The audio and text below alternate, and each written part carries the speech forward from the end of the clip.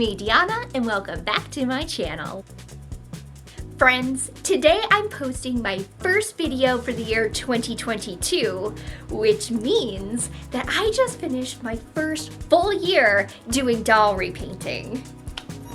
So as you may or may not know, I started this channel as a way to challenge myself to learn the art of doll repainting. I learned a lot since posting my first doll repaint video, and you guys really helped me tons along the way. So, a shout out to all of you. You guys really made last year the best year ever. You know, aside from that whole global pandemic thing. Looking at all of my past dolls, I can really see an evolution in style and technique in my doll painting. And that's gotten me thinking, a great way to start my second year would be to repaint one of my first dolls so we can see how much I've learned and changed in my style. That's right. I'm repainting a repaint. Looking at my first couple of dolls, there was one doll that really stood out as the perfect redemption candidate. Ironically, this doll was my first repaint for the year 2021, and that's my Medusa doll. This doll was a critical doll for me while fine-tuning my painting techniques, but there were some new techniques that were just a little too advanced for me at the time. One of the most noticeable things was my attempt to give her a more humanoid nose using epoxy sculpt. I remember in her video, I said something along the lines of this. Personally getting more Lord Voldemort vibes, so I'm going to make her a more realistic nose out of epoxy sculpt. And then I gave her that nose. So yeah, sorry Viperine. For my next Medusa doll, I'm not going to be sculpting her a whole new nose, so there's not going to be like a whole nose redemption to this doll. That's because I learned something really important from my original Medusa video. I hate epoxy sculpt. So, nose aside, when it comes to things like the clothes, the face-up, and the snakes, I'm really hoping for a more elevated Medusa this time around. Alright, enough talking, let's go give our Medusa a much-needed makeover. So first things first, I'm going to be using a new Viperine doll instead of redoing the old doll. I didn't think I could successfully get all the epoxy sculpt off of her face, and I didn't want my new doll to have problems because of the old base. So I'm going to prep this new secondhand Viperine for my Medusa remake.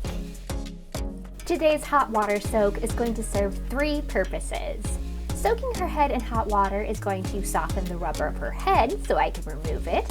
It's also going to melt the glue that's holding in her hair plugs so I can pull those out, and it's going to help soften the glue that's holding in these pink snakes.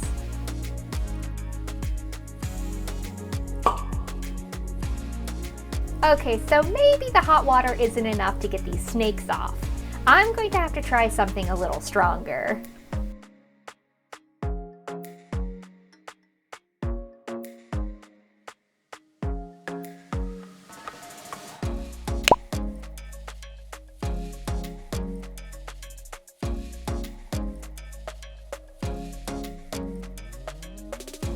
Coming in with my pure acetone, I'm removing her factory face paint, and I'm using it to loosen that snake glue.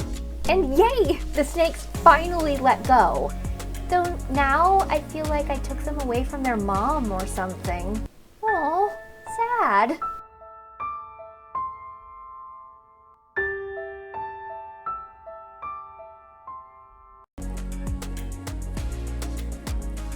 So I took Viperine's snake babies away from her, so the first thing I want to do for our Medusa doll is give her some snakes of her own. For my OG Medusa doll, I used rubber snakes that I painted with acrylic paint and applied with hot glue. This caused a couple of problems. First, the snakes were flexible and the paint didn't really adhere to it well. When they would move, the paint would start to flake off. I predicted this happening, but I didn't know a better paint option at the time.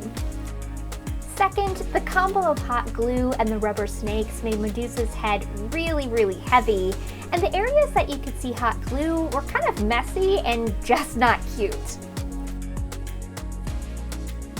For Medusa 2.0, I'll be sculpting a snake headpiece for her out of this air dry clay, aka Forbidden Marshmallow. This is going to solve all the problems that I had with the original because air dry clay is light, easy to paint, and since I'll be sculpting my own snakes, I won't need to use any hot glue. I've wrapped my doll's head in plastic wrap so I can easily remove the snake cap later. To start, I'm covering her whole scalp with a thin base layer of clay. I'm just kind of smushing it around so that there's an even coverage all over the scalp.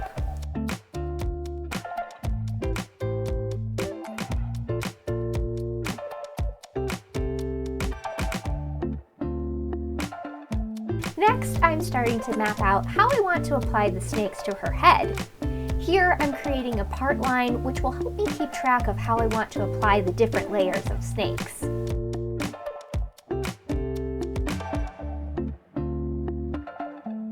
Now I want to give the illusion of layers of snakes. So I'm applying some foundational coils of clay to make it look like there are snakes underneath other snakes.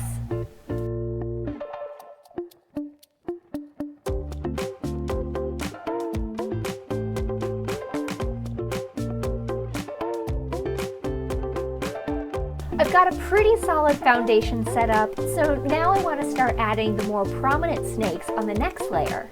I want to give the appearance that they are living snakes, so I want to add them in a way that appears spontaneous, but I still want them to lay in a way that still is hair-like.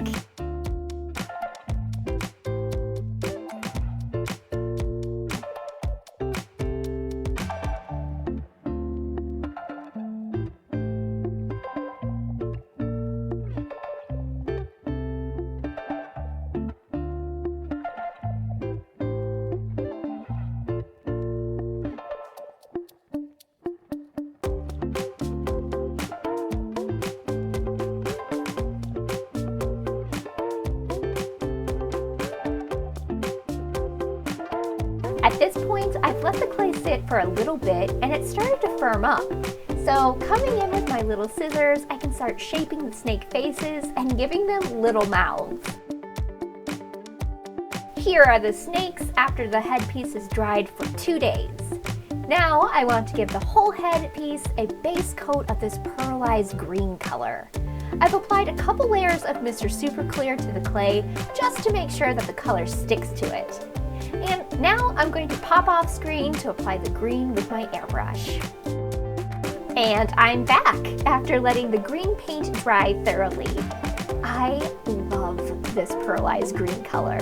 It covered the clay really well and it gives the snakes a fantastic shimmer.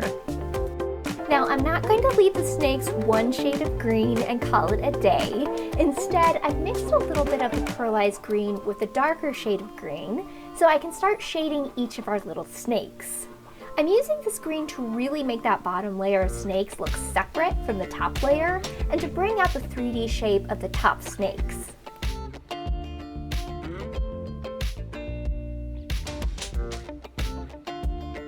To keep the pearlescent and metallic aesthetic going, I'm now coming in with gold paint and applying a diamond-shaped pattern to all the tops of the snakes.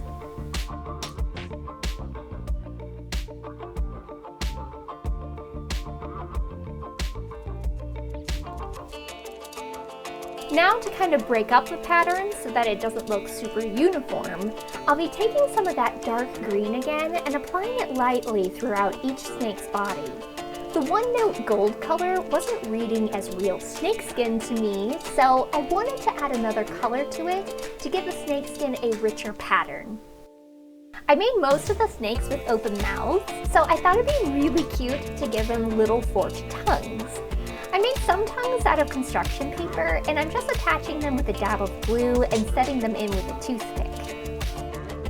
The tongues are kind of cartoonishly long, so I'm going to let the glue set for a bit, and then I'm going to cut them down so that they don't look so outlandish. Since everything about the snakes is chic and shiny, I decided to use little nail gems for their eyes. I didn't want to paint them on this time because painting them on runs the risk of making the snakes look cartoonish again, and I think the gems keep them looking elegant instead. Okay, here is the finished snaky hairdo. I'm really happy with it. It's already a step in the right direction as far as making an elevated version of Medusa. I'm hoping to continue that with the rest of the doll, so I'm going to carefully remove the headpiece from the doll's head, unwrap it, and give our doll 3 coats of Mr. Super Clear to prep the face for her face up.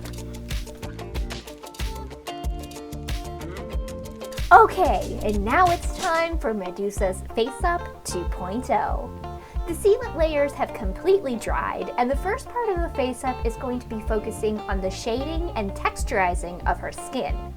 If you've been watching me for a while, you know that I always like to give my dolls undertones to the skin, but I've been reading a lot more about what's called the subdermal color zones of the face. The SCZs are different color variations that show through the skin, and different zones show depending on whether blood, muscle, or bone is closest to the skin. Now for the first layer, instead of using blue, I'm using a cool purple color to mimic the look of blood vessels that are under thin layers of skin. Depending on an individual skin tone, this can appear as a cool, warm, or neutral color. This step is something I've always done for my dolls, and I've decided to use a cool purple color because I used a cool green shade for the snakes. Next, I'm adding the red zone. This goes over areas that have more muscle underneath the skin. This is kind of replacing my blushing layer that I usually apply on top of the skin, but I think adding it on this lower subdermal skin layer will make the red marry with the rest of the layers and make it look like a more natural rosy glow to the face. The last SCZ layer I'm going to do is the yellow zone, and this goes to areas where there are less muscle and blood vessels and more bone showing underneath the skin. This is just the first layer of the face up, and I know that right now it looks really interesting to say the least, but just remember that this layer is supposed to achieve the coloration that comes from underneath the skin. And since we're experimenting and still under the doll's skin, I'm going to use a watercolor pencil to apply some very light vein lines throughout her face.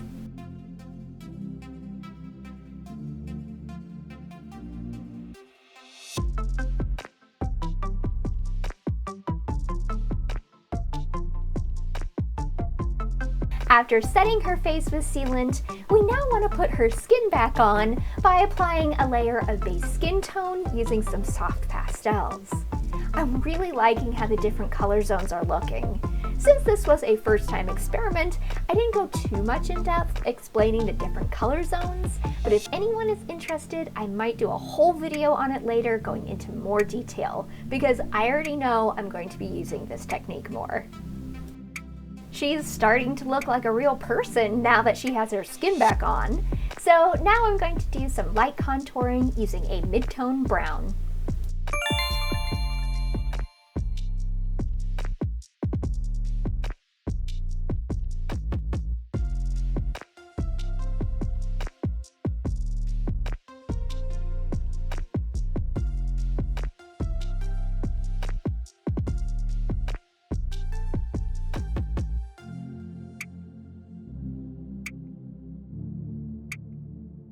We've got some really nice detailing under the skin, but now we want to add some texture to the top layer of the skin. I'm spraying her down with some watered down brown and pink acrylic paints to give the skin a light mottled texture effect. I'm pretty happy with her skin, so let's move on to working on the finer details of her face. The first thing I'm going to do is start blocking in the basic shapes of her facial features.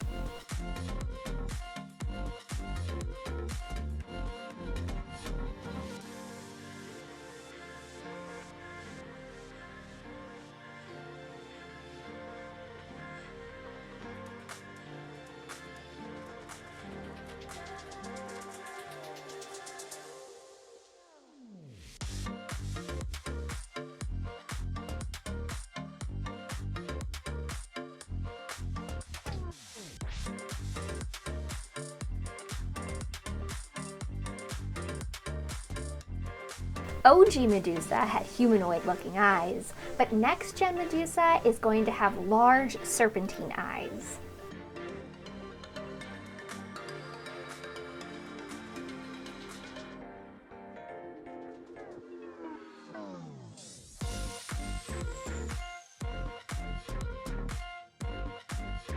To connect the snakes to the rest of her look, I'm drawing on some small scales to the sides of her face. I don't want it to look like the only part of her that is snake-like are just the snakes on top of her head.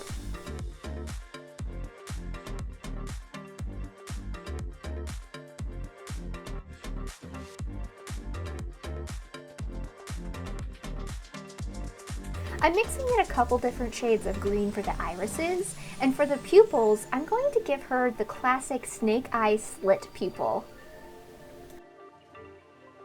I want this version to embrace the more mythical creature side of Medusa, so I want her eyes looking spooky. Spooky, but beautiful.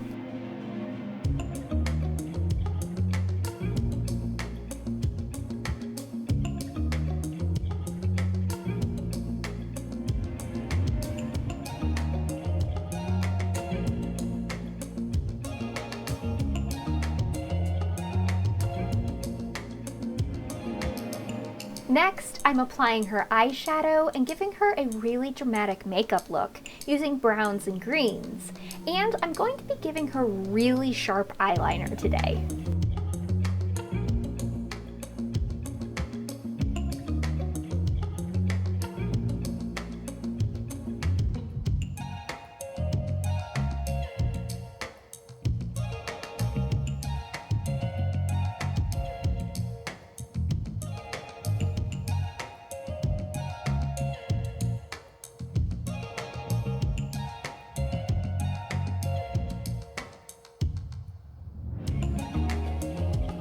I don't want to overpower her face by giving her dramatic eyes and dramatic lips, so she'll be getting a nude lip today.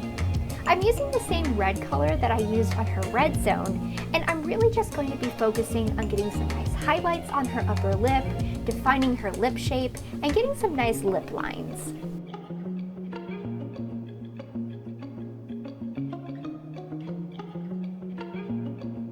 The eyebrows today are going to be a little interesting. Generally speaking, I would match the eyebrow color to the hair color, but today we don't have hair, and I don't think green eyebrows would look right on this face up. When picking a color for the eyebrows, I started thinking about America's Next Top Model makeover episodes, when Tyra would make some models bleach their eyebrows to give them a high fashion and almost alien appearance. Since Medusa is a monster hybrid, I decided to give this look a shot. Although I am making them a little bit more defined than a completely bleached eyebrow look, because I think slightly darker blonde brows will translate a little bit better on the skin tones that I gave her.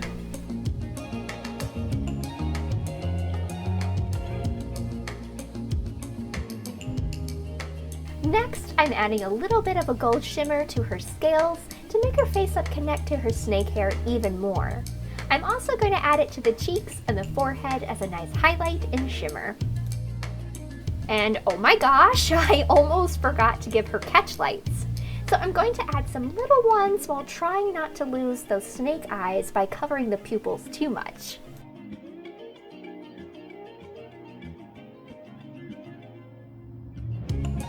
And last but not least, I like to apply some gloss varnish to the eyes and lips so that they look nice and shiny.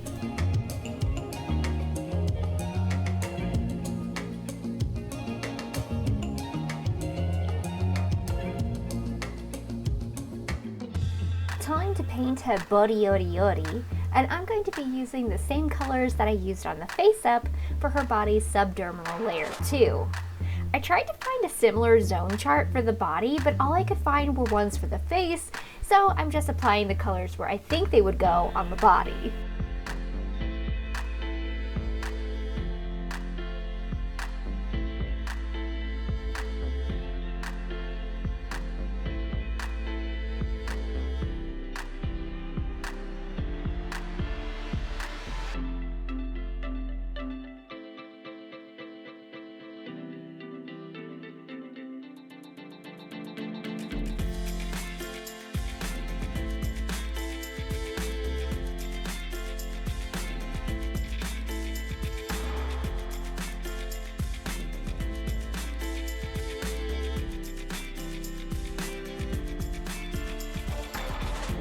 Off camera, I've already applied a layer of base skin tone over the subdermal layer, and now I'm coming in lightly with a brown soft pastel color to shade the body.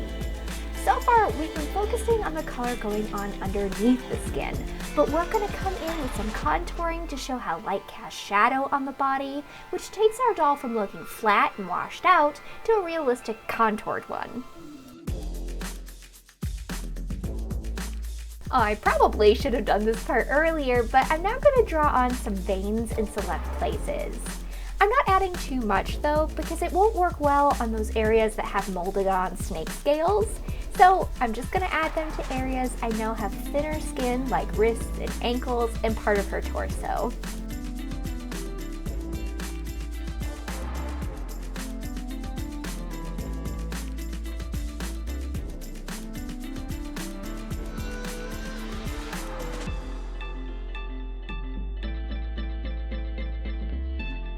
After sealing and letting the texture spray dry, I'm coming in with a touch of green and gold pastels to the arms and legs. I want enough to tie in the colors of the head with the body so that the doll looks cohesive, but I don't want the green to be too strong and become overpowering.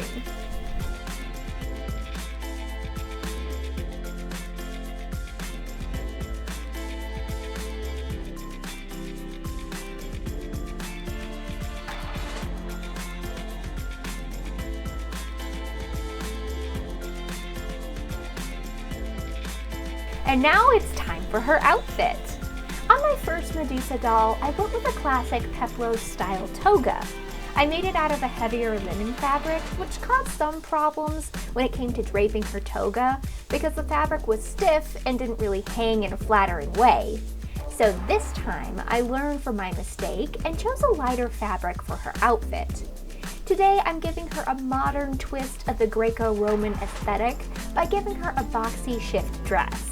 If you think about it, a toga is just a square piece of fabric that's been folded and draped, so the two looks aren't that far off from each other. I've cut out my pattern pieces, and to keep the shiny theme going, I'm using this shimmery peachy colored fabric. Before I sew everything together, I'm first going to iron on these little details that I cut out of heat transfer vinyl using my Cricut cutter. I'm trimming the bottom of the dress and sleeves with the same Greek key pattern that I used for her toga, and I'm also going to be adding some little columns to the dress. So my thinking is that the dress is ancient Greek themed without being super in your face about it. Or maybe it is, I don't know, I still think it's cute.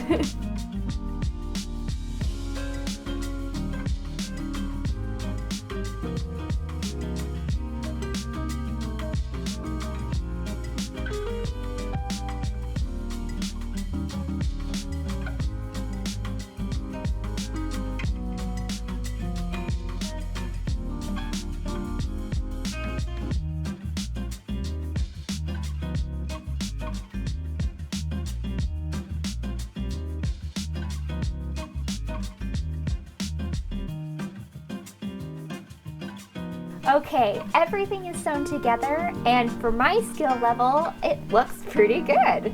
I love the boxy shape, and I think the champagne color of the vinyl looks really lovely paired with the color of the fabric. The only thing that is really bothering me with this dress are the sleeve seams. This is always a trouble area for me because whenever I turn my sleeves out after sewing, these seams always bust open, and then I have to hand stitch them together every single time. I know if I resew the dress, it's just going to happen again. So while I think about what I want to do, I'm going to put her head back on her body and see what she looks like with her snakes on.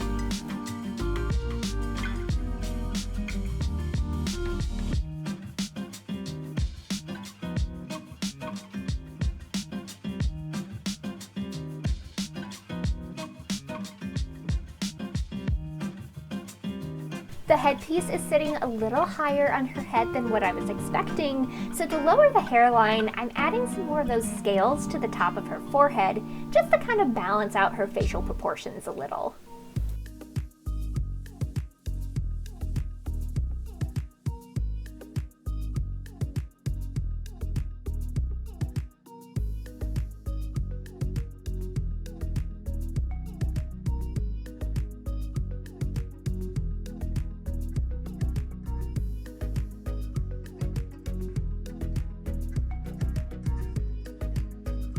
Okay, I thought about what I want to do with those busted seams, and after reviewing my options, I decided that I'm going to cover it up by adding a shawl made of ribbon.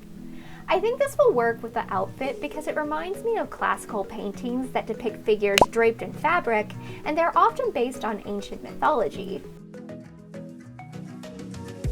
I'm losing a little bit of the boxiness of the silhouette, but I personally think this looks a lot better than seeing those seams. The neckline is looking a little frayed too, so I'm going to use the power of rhinestones to zhuzh it up a little bit. It's a scientific fact that rhinestones make everything better. Is your dress missing something? Put some rhinestones on it. Is your friend's baby maybe not as cute as they think it is? Put some rhinestones on it. Trust me, it works. On to her shoes. I really like these wedge sandals, but I want to change them from green to a soft gold color to go with her dress. To keep the green from showing through the paint, I'm first painting them white so I can get an opaque coverage with the gold.